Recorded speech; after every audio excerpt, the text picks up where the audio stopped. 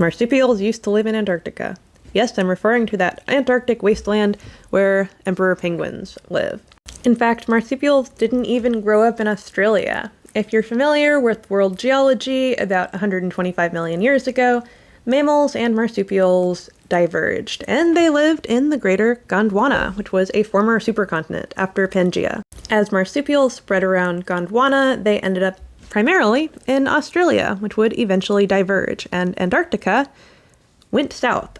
We found that out partly because we found fossils in Antarctica that looked distinctly marsupial. These fossils were located in a place called Seymour Island. Can you imagine what it must have been like to live on what is now Antarctica as it just slowly shifted to the South Pole at a rate of about 22 centimeters a year, eventually becoming too cold for you to live, and you just perish? They, by the way, probably looked something like that. While marsupials in Australia flourished, we still have a few of our own. In America, we just get these little possums. But south of the United States, we have a much greater variety of possums.